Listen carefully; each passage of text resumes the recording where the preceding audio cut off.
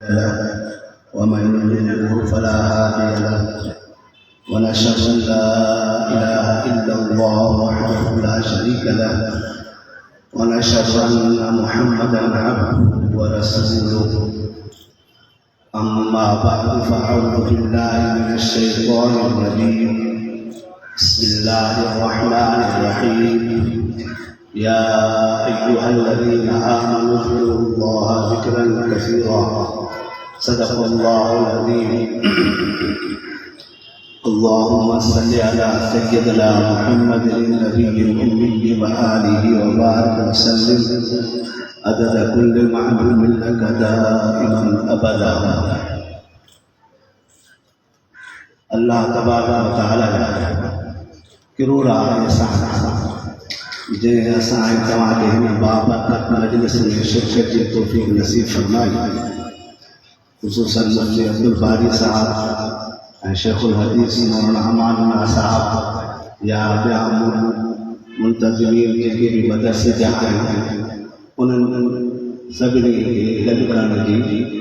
दावत ॾिनी। हीअ बाबरकत मजलिस आहे, ख़ासि करे हदीस पाक जी बरकत वारी मजलिस आहे। सिर्फ़ उहे अल्फाज़ जेके हुज़ूर पाक सल्लल्लाहु अलैहि वसल्लम जन ॻाल्हाया उन्हनि खे इमाम बुख़ारी रहमतुल्लाह अलैहि हिकु किताब जी शिकिल में ॾेई असां ताईं जेके पढ़ंदा आहिनि ऐं उहे एॾा नसीहत वारा आहिनि अल्फाज़ जो उन्हनि जे मथां इंसान फ़क़ति अमल करे तो उनजी दुनिया भी सोनी आख़िरत भी सोनी थी वेंदी। पहिरीं हदीस जेका किताब में आंदे इन्नमल आमालु बिन्नियात, नियत जे बुनियाद ते अमल जो दारो मदार थींदो ऐं नियत सां इख़लास थींदो, इख़लास सां उन अमल में वज़न थींदो। जेतिरी नियत हूंदी इख़लास वारी त पोइ उन अमल में असांजो वज़न थींदो। जीअं अॻिते लफ़्ज़ आहिनि आख़िर में वरी सुभान अल्लाह व बिहम्दिही सुभान अल्लाहिल अज़ीम, इहे अहिड़ा बाबरकत लफ़्ज़ आहिनि जो इहे चवण में आसान, ज़बान ते बिल्कुलु आसान ऐं अमलनि में वज़नी आहिनि। एॾो उन्हनि में वज़न आहे जो ताराज़ू में जेकॾहिं इहा लिखिया वञनि सुभान अल्लाह व बिहम्दिही सुभान अल्लाहिल अज़ीम, जेकॾहिं ॿिए पासे उन जो सचे ज़मीनात ते आसमान लिखिया वञनि उन्हनि जो वज़न हल्को थींदो, इन जो वज़न वधीक थींदो। एॾा सची वज़न आहिनि। जीअं हदीस पाक में अचे थो हुज़ूर पाक सल्लल्लाहु अलैहि वसल्लम ने फरमायो त तव्हां मस्जिद में वेहो था,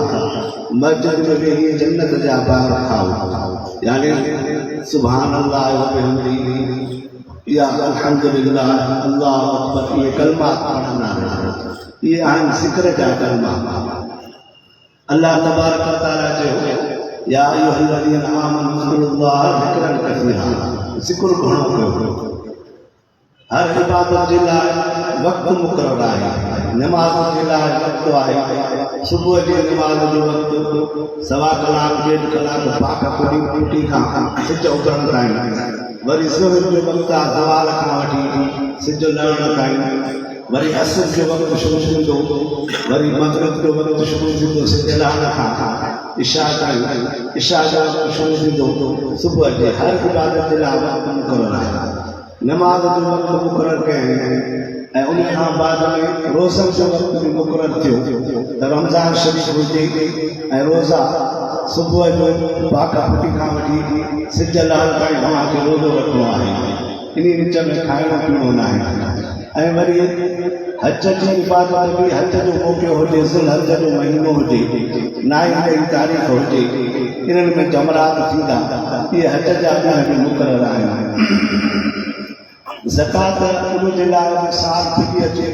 माल मिल्कियत आहे जेका इंसान कारोबार कंदो करे थो, उहो साल फिरी अचे उन ते उहा जेका बचत थिए जे मथां ज़कात आहे। ऐं ज़िक्र जे लाइ अल्लाह तबारक व तआला वक़्तु मुक़ररु न कयो आहे, जेको 24 कलाक पियो ज़िक्र हलंदो, इन जे लाइ को वक़्तु न आहे। त सुबुह जो कयो या शाम जो कयो या राति जो कयो त ॾींहं जो न कयो। बलक रब साईं फरमायो त तव्हां सुम्ही कयो, क़ाइदे में कयो, वेठे कयो, सजदे में कयो, जीअं बि कयो त ज़िक्र घणो कयो। या अय्युहल्लज़ीना आमनू ज़िक्रुल्लाह ज़िक्रन कसीरा, माना घणे में घणो ज़िक्र कयो। जेकॾहिं असां 24 कलाकनि खे 12 कलाक ज़िक्र में शुमार कयूं तॾहिं बि असांजो अधु ॾींहुं ज़िक्र में शुमार थींदो, कसीर ज़िक्र न थींदो। जॾहिं असां इन ज़िक्र खे 15 कलाक या 14 कलाक कंदासीं तॾहिं असांजो ज़िक्र कसीर चयो वेंदो। उन जे लाइ उलमा इकराम लिखियो आहे त उन में ॿियूं इबादतूं जेके आहिनि उहे शामिल कंदासीं। नमाज़ खे शामिल कंदासीं, क़ुरान शरीफ़ जे तिलावत खे शामिल कंदासीं, नेक अहकाम आहिनि उन्हनि खे शामिल कंदासीं, तॾहिं असांजो इहो ज़िक्र कसीर थींदो। यानी अलाह जो यादगीरो हूंदो, अलाह जो यादगीरो ख़ौफ़ ख़ुदा हूंदो त पोइ इहे असांजो अहकाम अदा थींदा। उन जे करे हिकु मौक़े ते अलाह तबारक व तआला फरमायो तव्हां साबित थी करे रहो, यानी जंग जे मैदान में तव्हांखे साबिती हुजे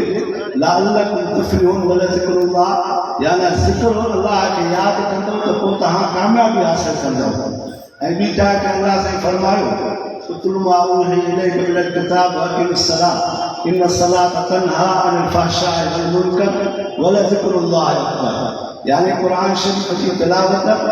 ऐं नमाज़ पढ़णु, नमाज़ बेहयाई ऐं पुछड़नि कमनि खां रोके थी, ऐं ज़िक्र सभिनि खां मथे आहे, वॾो आहे ज़िक्र सभिनि जो। यानी एतिरो ज़िक्र कजे जो हमेशह रब खे यादि कजे, हमेशह दिलि में रब खे यादि कजे पियो। हुज़ूर पाक सल्लल्लाहु अलैहि वसल्लम जन हज़रत अली रज़ियल्लाहु ताला अन्हु खे फरमायो ए अली 4000 दफ़ा कलमो शरीफ़ पढ़ंदो कर, ला इलाहा इल्लल्लाह ला इलाहा इल्लल्लाह ला इलाहा इल्लल्लाह 4000 दफ़ा 24 कलाकनि में पढ़ंदो कर। इन मोही उलमा इकराम मशाइख़ बुज़ुर्गनि इहे ज़िक्र जा तरीक़ा ईजाद कया आहिनि। वो मुख़्तलिफ़ जॻहियुनि ते ज़िक्र जेके लताइफ़ जारी कया अथऊं, लताइफ़ सिता जेके आहिनि ज़िक्र जूं जॻहियूं आहिनि जेके रब साईं पैदा ई ज़िक्र जे लाइ कयूं आहिनि, उन्हनि खे ज़िंदा करणो आहे त उहो ॼण यादगीरो आहे। हज़रत साईं राशिद साईं रोज़ अली रहमतुल्लाह अलैहि सफ़र ते वञनि पिया, हिकिड़ो धनार ॿाहिरि बीठो थर में हुननि जो सफ़र घणो थींदो। पोइ हिकिड़ो धनार बीठो अची अर्ज़ु कयईं साईं हिन भिट मां ज़िक्र जो आवाज़ु अचे थो। पाण फरमायो त हा हिते क़बर आहे, खोटियो त उहा क़बर निकिती, क़बर मां सिर्फ़ु उन शख़्स जी मुंडी निकिती, बाक़ी ॿियो जिस्म ॻरी हो। पाण फरमायो हीउ ज़िक्र जारी कंदो हो, इन जे करे हिन जी ज़बान हिन जी मुंडी सालिम आहे, पर जेकॾहिं ज़िक्र कल्बी करे हा, लताइफ़ ते ज़िक्र करे हा त हिन जो जिस्म बि सालिम हुजे हा। यानी ज़िक्र जी बरकत सां उन खे मिटी बि नथी खाए पई। इहा आहे ज़िक्र जी बरकत। ऐं ज़िक्र जो ताल्लुक़ अहिड़ो हुजे, हज़रत साईं हमादुल्लाह रहमतुल्लाह अलैहि पंहिंजे मुल्फ़ुज़ात में लिखियो आहे त ज़िक्र जो मिसाल ईअं ॾिनो अथऊं त कंहिं घर में थर जे इलाइक़े में ख़ासि करे औरतूं हूंदियूं, पोइ उहा कंहिंखे ज़रूरत पई पाणीअ जी, देगिड़ी वग़ैरह चाढ़े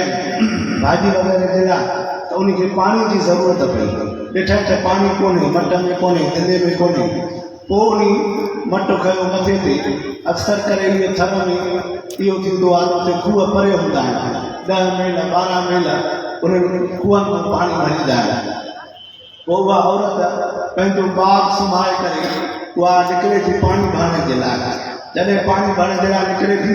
त ॿियूं पाड़े वारियूं बि अथसि, उहे बि गॾु निकिरनि थियूं। पोइ इन जे मथे ते बि मट आहे, इन जे सॼे हथ में बि मट आहे, खॿे पासे में बि मट अथसि, दिलो अथसि, ऐं पेरनि सां पंधु करे थी। पर इन जो दिलि जो ताल्लुक़ उन ॿार ॾे आहे। घर में बाहि मारे आई आहे ऐं ॿारु निंड पियो आहे, हिन जो ख़्यालु आहे त मथां ॿारु उथी पई सिधो बाहि में वञे, ॿारु सड़ी वञे, या हिन जो ख़्यालु थिए थो त ॿारु जेकॾहिं पियो आहे त पोइ कुतो अचेसि या को ॿिलो अचे उनखे खाई वञे। हिन जो तवजो सॼो ॿार ॾे आहे, पर हिन जो मथो बि हथीको आहे, छो त मथे ते दिलो पाणी जो अथसि। पासे में सॼे पासे में बि ॿार हथीकी आहे, उहो बि ताल्लुक़ जो हथ जो आहे। खॿो पासो बि खॿो हथ बि जेको अथसि ऐं पेर बि पंध में आहिनि ऐं हेॾो जेको सहेलियूं अथसि उन्हनि सां ज़ुबान सां ॻाल्हाईंदी हले थी कचहरी कंदी थी हले तकिड़ा तकिड़ा पेर खणंदी थी हले यानी हुन जो तालुक जेको दिलि जो आहे उहो सिधो ॿार में आहे पंध त हिते करे थी पई घुमंदी त हले थी वञे ऐं ॿारनि सां जेके सहेलियूं अथसि उन्हनि सां ॻाल्हाईंदी बि वञे थी ऐं उन्हनि जो तालुक उन ॿार ॾे आहे ख़्यालु ॿार खे अथसि तकिड़ो तकिड़ो कदम खणे थी इन जे करे त मथां ॿार खे को कुतो खाई वञे या ॿिलो खाई वञे या उहो ॿारु उथी करे निंड मां त उन खे बाहि लॻी वञे बाहि ते हथु विझे इन जे करे तकिड़ा तकिड़ा कदम खणे थी असुल इहो आहे मक़सदु त इंसान कमु करे पंहिंजे हथनि सां ज़ुबान सां कंहिंसां ॻाल्हाए थो पर दिलि जो तालुक रब सां क़ाइमु हुजे हमेशह दिलि में अलाह अलाह हुजे रब सां तालुक क़ाइमु हुजे जीअं हदीस पाक में आहे त इंसान पंहिंजी ज़ुबान खे हमेशह ज़िक्र सां आलो रख यानी आले रखण जो मक़सदु इहो आहे त हमेशह ज़ुबान ते बि ज़िक्र हुजे दिलि में बि ज़िक्र हुजे जेकॾहिं सिर्फ़ु ज़ुबान सां ज़िक्र हूंदो उहो बि दिलि ते जिस्म ते असरु ज़ाहिर कंदो पर जेकॾहिं तवजो सां दिलि सां तवजो सां ज़िक्र कंदो त उनजो जिस्म ते अञा असरु वधीक ज़ाहिर थींदो जीअं हज़रत साईं बेशरीफ़ वारा रहमतुल्लाह अलैहि जन वटि हिकिड़ो शख़्स आयो को डॉक्टर हुयो जंहिं अची चयो त साईं मूंखे ज़िक्र ॾियो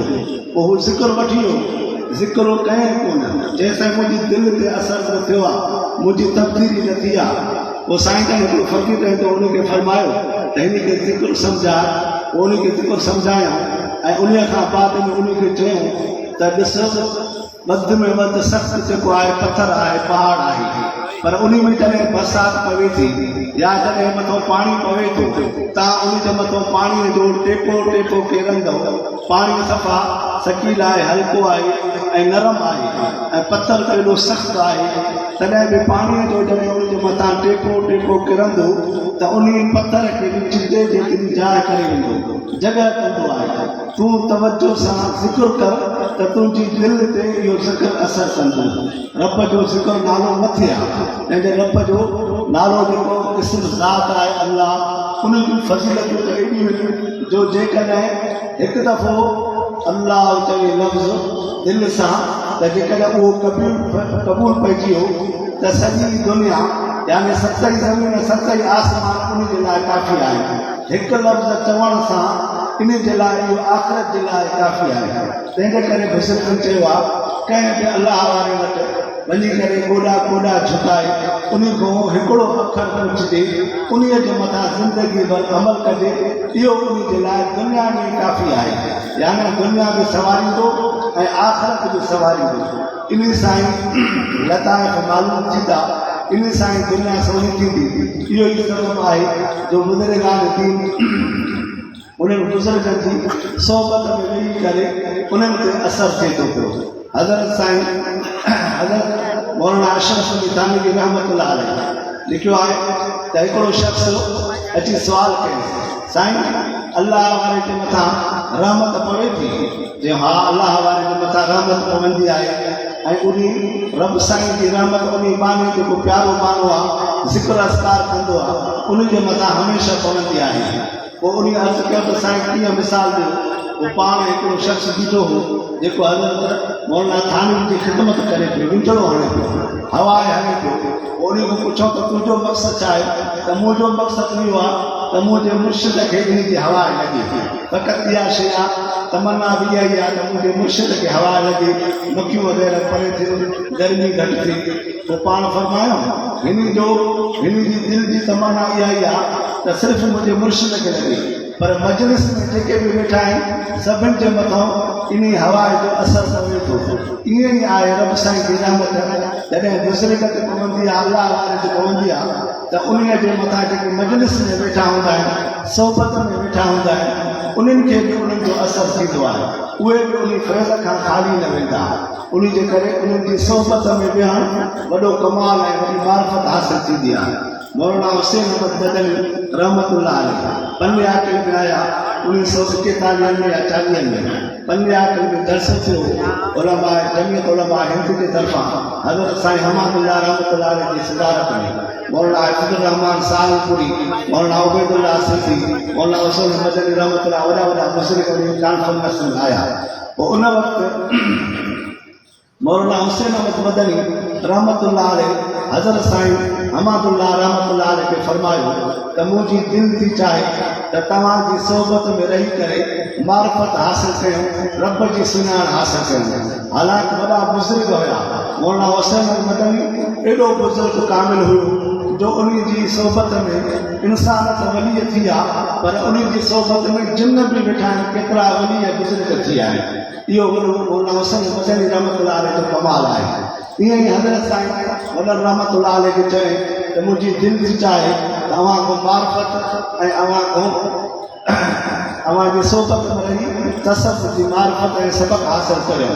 हज़रत साईं मदन रहमतुल्लाह अलैह फरमायो त असांजी दिलि थी चाहे त असां देवबंद अची तव्हां को हदीस रसूल पढ़ूं यानी हदीस रसूल मौलाना हुसैन मदनी रहमतुल्लाह अलैह मदीने शरीफ़ मस्जिद नबी में रही करे पढ़ाई उन जे करे उन असर जे करे हज़रत साईं वॾनि फरमायो त तव्हांजी सोबत में रही करे हदीस रसूल पढ़ूं ऐं उन ते अमल कयूं इहो आहे उन जो बुज़ुर्गनि जो अमल ईअं न आहे त असांजी उमिरि वॾी थी वई आहे हाणे असां न पढ़ूं हाणे असां ज़िक्र अस्कार न कयूं हाणे असां इल्मु न पढ़ूं बल्कि असांखे शौक़ु थिए त वॾी उमिरि में बि इल्मु पढ़िबो आहे इल्म सां हासिल करण जे लाइ का बि उमिरि जो शर्त न आहे जेका अलहमदुलिल्लाह नौजवान तालीम पढ़नि था पर तालीम बालगान जे अलहमदुलिल्लाह मदारिस में आहिनि उन्हनि मां बि माण्हू फ़ैज़ हासिल करे उन्हनि जे उलमा जी सोबत में वेहे त उन्हनि खां बि मार्फत हासिल थींदी जॾहिं इल्मु हासिल थींदो त रब जी मार्फत ऐं रब जी सुञाण हासिल थींदी तंहिंजे करे अल्लाह ने फरमायो कुल इन कुंतुम तुहिब्बून अल्लाह फत्तबिऊनी युहिब्बुकुम अल्लाह वरी ॿी जाइ ते फरमायो इन्नल लज़ीना आमनू व अमिलुस सालिहात सयजअलु लहुमुर रहमान वुद्दा वरी ॿी जाइ ते रब साईं फरमायो युहिब्बूनहुम कहुब्बिल्लाह वल्लज़ीना आमनू अशद्दु हुब्बन लिल्लाह इहे आहे इन जे करे त उहे पाण में मोहबत रखंदा आहिनि पहिरियों आहे ईमान पोइ आहे अमल सालिह जे करण जे करे सहाबा इकराम खे हुज़ूर पाक सल्लल्लाहु अलैहि वसल्लम जी सुञाण थी मार्फत हासिल थी फर्मा बरदारी जे करे नबीअ खे बि सुञातऊं अल्लाह खे बि सुञातऊं यानी जेको बि हुकुम अची वियो उन हुकुम जी ताबेदारी अदा कंदा रहिया ईअं ई हज़रत अबू बकर सिद्दीक़ रज़ियल्लाहु ताला अन्हु हिजरत जे मौक़े ते हुज़ूर पाक सल्लल्लाहु अलैहि वसल्लम उन वटि आया ऐं उन खे चऊं त हिजरत करणी आहे पाण उन वक़्तु यकदमि निकिरी पवा ईअं न आहे त चयूं त घर ॿुधायूं इतलाह कयूं असां निकिरूं था हिजरत जे लाइ या असां हेॾे था वञूं या कुझु मोहलत जो असां तयारी कयूं न बल्कि अतीउल्लाह व अतीउर रसूल इताअत अल्लाह जी ऐं नबीअ जी ईअं कयूं जे हुकुम थियो यकदमि हली पिया इन में का कमी कोताही न कयूं हज़रत उमर फारूक रज़ियल्लाहु ताला अन्हु हिकु मौक़े ते हुज़ूर पाक सल्लल्लाहु अलैहि वसल्लम जन अर्ज़ु कयो त साईं हज़रत हुज़ूर पाक सल्लल्लाहु अलैहि वसल्लम फरमायो जेके जंग ते आहिनि या जेके उन्हनि जा पोयां आहिनि उन्हनि जे लाइ कोई माल जी ज़रूरत आहे सामान जी ज़रूरत आहे जेको तव्हांखे घर में आहे उहो खणी अचो हर हिकु पंहिंजे हिसाब सां खणंदो आहे हज़रत उमर फारूक रज़ियल्लाहु ताला अन्हु हमेशह चयो त हज़रत अबू बकर सिद्दीक़ रज़ियल्लाहु ताला अन्हु हमेशह असांखे गोई खणींदो वञे उन जे करे उन जी मार्फत उन जी सुञाण न थी आहे हिन दफ़े मां उन खां गोई खणी वेंदुसि पोइ जॾहिं माल खणी आयो पंहिंजो घर मां ऐं उहो अधु माल पाण जे लाइ खणी आयो ऐं अधु घर जे लाइ खणी आयो घर में जेके बि शयूं हुयसि उहे सभु शयूं अधु माल घर में रखे अधु सामान बैंक जे लाइ खणी आयो अहिड़े नमूने सां जॾहिं हुज़ूर पाक सल्लल्लाहु अलैहि वसल्लम जन पुछा कई हज़रत उमर घणो खणी आयो आहे सामान पाण फरमायो त अधु खणी आयो आहे अधु घर रखी आयो आहे जॾहिं हज़रत अबू बकर सिद्दीक़ रज़ियल्लाहु ताला अन्हु पुछा कयो त तूं घणो खणी आयो आहे पाण फरमायो त मां सिर्फ़ु अल्लाह ऐं नबीअ जो नालो घर में छॾे आयो आहियां सभु खणी आयो आहियां यानी एॾी इताअत ऐं फर्मा बरदारी जे करे अल्लाह सां उन्हनि खे सुञाण ऐं उन्हनि खे मार्फत अता कई ऐं हज़रत उस्मान गनी रज़ियल्लाहु ताला जॾहिं हुज़ूर पाक सल्लल्लाहु अलैहि वसल्लम चयो त हाणे उमिरि अदा कजे पोइ वफ़द वठी करे उमिरि जे लाइ आया हज़रत उस्मान गनी रज़ी अल्लाह ताला अन्हु खे मोकिलियो त तव्हां मके वारनि खां इजाज़त वठो त असां फ़क़ति उमिरो अदा कंदासीं, असांजो जंग जो इरादो न आहे, सिर्फ़ु इजाज़त ॾियो असां उमिरो करे वापसि हलिया वेंदासीं। हज़रत उस्मान गनी रज़ी अल्लाह ताला उन्हनि मके वारनि ॾे आयो छो त उन्हनि जो उन्हनि जे सां महिरबानी हुई, पंहिंजो माल गनीमत उन्हनि खे ॾींदा हुया, उन्हनि जा थोरा थियल हुया। उन्हनि जे करे हज़रत उस्मान गनी रज़ी अल्लाह ताला खे उन्हनि काफ़िरनि चयो मुशरिकनि त सिर्फ़ु तोखे इजाज़त आहे, तूं उमिरो अदा करे वापसि वञ, बाक़ी हुज़ूर पाक सल्लल्लाहु अलैहि वसल्लम जे लाइ मके जे लाइ हुज़ूर पाक सल्लल्लाहु अलैहि वसल्लम ऐं ॿियनि सहाबनि खे इजाज़त न आहे। त हज़रत उस्मान गनी रज़ी अल्लाह ताला चयो त मां हुज़ूर पाक सल्लल्लाहु अलैहि वसल्लम खां सवाइ उमिरो अदा न कंदुसि। उन्हनि सहाबनि सां गॾु हुज़ूर पाक सल्लल्लाहु अलैहि वसल्लम खे चयो त साईं उस्मान इहो त वरी उमिरो अदा कंदो, इन त मज़ाक़ कया, असां रहिजी वियासीं। त हुज़ूर पाक सल्लल्लाहु अलैहि वसल्लम जन फरमायो उस्मान गनी मूं खां सवाइ उमिरो अदा न कंदो, यानी जेसि ताईं मूंखे इजाज़त न मिलंदी मां उन सां गॾु न हूंदुसि त उहो उमिरो अदा ईअं न कंदो। इन जे करे उस्मान गनी रज़ी अल्लाह ताला ने फरमायो त हुज़ूर पाक सल्लल्लाहु अलैहि वसल्लम खे इजाज़त मिलंदी त मां बि उन सां उमिरो अदा कंदुसि, उन जे करे उते वापसि हलिया आया। इहो आहे अतीउल्लाह व अतीउर रसूल। ऐं हज़रत अली रज़ी अल्लाह ताला उहो अहिड़ो साहबी जॾहिं जंग ख़ैबर जे मौक़े ते हुज़ूर पाक सल्लल्लाहु अलैहि वसल्लम उन खे झंडो ॾिनो त बाबा हीउ झंडो तुंहिंजे हथ में आहे, ख़ैबर खे फ़तह करिणो आहे। ऐं उन पंहिंजी दिलेरी सां शुजाअत सां उहो ख़ैबर वारो क़िलो फ़तह कयो ऐं उन पंहिंजे हुकुम जी तामीर करे ॾेखारी ऐं हमेशह जे लाइ उनजो नालो रोशन थींदो रहे थो पियो। इहा आहे उनजी इताअत ऐं फर्मा बरदारी। हर सहाबी जी पंहिंजे पंहिंजी इताअत ऐं फर्मा बरदारी। जॾहिं हुकुम थियो इताअत क़ाइमु थी वई, फर्मा बरदारी थी वई। फर्मा बरदारी थी वई त उन्हनि नबीअ खे सुञातो, यानी अलाह खे सुञातो। जॾहिं अलाह खे सुञातो त उन्हनि खे मार्फत अता थी, मार्फत सां ई उन्हनि जी दिलि रोशन थी वई, जंहिंजे करे उहे ज़िक्र अज़कार कंदा रहिया ऐं पंहिंजो हर अमल पूरो कयो जीअं अलाह ऐं नबीअ जो हुकुम थिए, ऐं उहे अमल कंदा रहिया जीअं नबी सल्लल्लाहु अलैहि वसल्लम करे ॾेखारियो या उन्हनि जो हुकुम कयो जीअं अलाह कयो। उन्हनि पंहिंजी एॾी इताअत कई, तंहिंजे करे तव्हां असां बि इन में मदारस में इहो ई दर्स ॾिनो थो वञे त अलाह ऐं नबीअ जी इताअत कजे, उन में ई कामयाबी आहे। जेकॾहिं असां पंहिंजे नफ़्स ऐं शैतान जे चंबे ते हलंदासीं पोइ न असांजी कामयाबी थींदी, न असां हिते ई पवंदा हूंदासीं। उन जे करे असांजो हर अमल उथणु वेहणु ॻाल्हाइणु ॿोलाइणु शरीयत जे मुताबिक़ हुजे। शादी गमी आहे उहा बि शरीयत जे मुताबिक़ हूंदी त पोइ असांजो नबी बि राज़ी थींदो, अलाह बि राज़ी थींदो ऐं असांखे उनजी सुञाण ऐं मार्फत पैदा थींदी। जेकॾहिं असां पंहिंजे नफ़्स ऐं शैतान जे ख़्वाहिशात जे मथां उहे अमल कंदासीं, अलाह नबीअ जे हुकुम खे पोते कंदासीं त पोइ असांजे लाइ रस्तो ॿियो वेंदो, यानी जहन्नम वारे रस्ते ते वेंदासीं। सिर्फ़ु नफ़्स खे ख़ुशि कयोसीं, शैतान खे ख़ुशि कयोसीं। इन जे करे असांजो उथणु वेहणु आलिमनि सां हुजे, तुलबा सां हुजे, तव्हां त असांखे कुझु न कुझु उतां इल्मु हासिलु थिए, उन्हनि मां सोबत हासिलु थिए। दुआ आहे त अलाह साईं असांजो अचणु वेहणु क़बूल फरमाए। जेके बि हिन इज्तिमा में शरीक थिया अलाह साईं उन्हनि जे लाइ इहो आख़िरत जो ज़ख़ीरो अता फरमाए। जेका बि दुआ घुरिबी आख़िरी हदीस पढ़ण खां बाद उहा दुआ क़बूल आहे। तंहिंजे करे तव्हां पंहिंजे लाइ, इलाइक़े जे लाइ, मुल्क जे लाइ, मुस्लमाननि जे लाइ, ॿारनि बचनि जे लाइ, छो त उहे असांजे मथां हक़ आहिनि सभिनी जा। जंहिं बि मदरसनि में ताउन कनि था उन्हनि जा बि हक़ आहिनि, जंहिं जो असां रिश्तो खाधोसीं, जंहिं पैसा वग़ैरह ॾिना उन्हनि जा बि असांजे मथां हक़ आहिनि। असां हक़ अदा नथा करे सघूं, तंहिंजे करे घटि में घटि उन्हनि खे दुआउनि में यादि कयूं ऐं उस्तादनि खे ऐं मोहतमनि खे, मदरसे जे इंतिज़ामिया खे बि यादि कयूं। हज़रत इमाम अहमद बिन हंबल रहमतुल्लाह अलैह उन जे लाइ किसो ईंदो आहे त उन्हनि खां कंहिं पुछा कई त तव्हांखे इल्मु हासिलु कीअं थियो? पाण फरमायो त मां हर दुआ में उस्ताद खे हमेशह यादि कंदो हुउसि। जेका बि मां दुआ घुरां उन में उस्ताद जे लाइ दुआ घुरंदो हुउसि। ऐं इहो ॿियो इमाम शाफ़ी रहमतुल्लाह अलैह जॾहिं मूंखे कपिड़ा ॾींदो त हीअ धोई आहे, पहिरियों जेको धोअण जो हूंदो पाणी उहो मां पाणी पींदो हुउसि। तां त मुंहिंजो इल्मु मुंहिंजो सीनो खुली वियो ऐं मूंखे मार्फत अता थी वई, सुञाण इल्मु अची वियो। इहा आहे उस्ताद जी ख़िदमत, यानी उस्ताद जी ख़िदमत सां ऐं उस्ताद जे दुआनि जे करे अलाह सां इल्मु हासिलु कंदो आहे। ऐं इल्मु बि उहो हुजे जेको नफ़े वारो हुजे, ॿियनि खे फ़ाइदो पहुचे। अहिड़ो इल्मु न हुजे जेको पाण खे बि नुक़सान ॾिए ॿियनि खे बि नुक़सान ॾिए। तंहिंजे करे हमेशह दुआ माण्हू यादि भरे त अलाह से असांखे इल्मु नफ़े वारो अता फरमा, नुक़सान वारे इल्म खां अलाह से बचाए। व आख़िर दावाना अनिल हम्दुलिल्लाहि रब्बिल आलमीन। जज़ाकुमुल्लाह। हज़रत से एक गुजारिश मज़ीद है कि जामिया से इस साल अल्हम्दुलिल्लाह 24 तलबा कराम ने हिफ्ज़ कुरान करीम मुकम्मल किया है और 9 तलबा ने नाज़रा कुरान करीम मुकम्मल किया है। हज़रत से अर्ज़ है कि हज़रत इन तलबा को उनका आखिरी सबक पढ़ा दें। और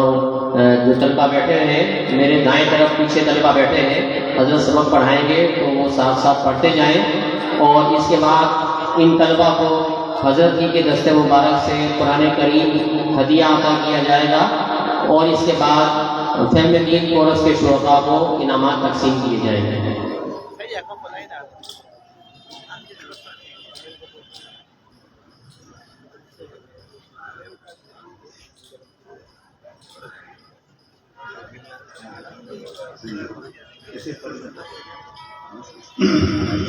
أعوذ بالله من الشيطان الرجيم بسم الله الرحمن الرحيم قل هو الله أحد الله الصمد لم يلد ولم يولد ولم يكن له كفوا أحد بسم الله الرحمن الرحيم قل أعوذ برب الفلق من شر ما خلق ومن شر غاسق إذا وقب ومن شر النفاثات في العقد ومن شر حاسد إذا حسد بسم الله الرحمن الرحيم قل أعوذ برب الناس ملك الناس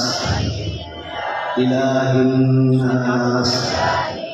من شر الوسواس الخناس الذي يوسوس في صدور الناس من الجنة والناس بسم الله الرحمن الرحيم الحمد لله رب العالمين الرحمن الرحيم مالك يوم الدين إياك نعبد وإياك نستعين اهدنا الصراط المستقيم صراط الذين أنعمت عليهم غير المغضوب عليهم ولا الضالين آمين صدق الله العظيم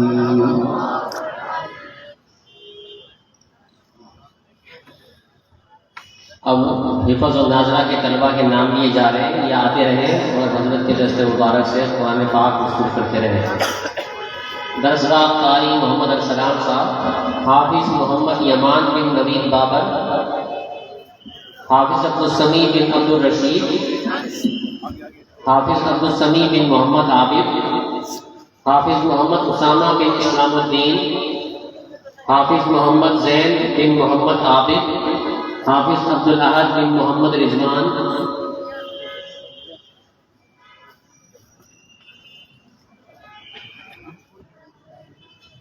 दरसगाह कारी मोहम्मद अकरम साहब, 9 तलबा हैं, हाफिज़ सैफुल इस्लाम बिन मोहम्मद इस्लाम, हाफिज़ जैनुल इस्लाम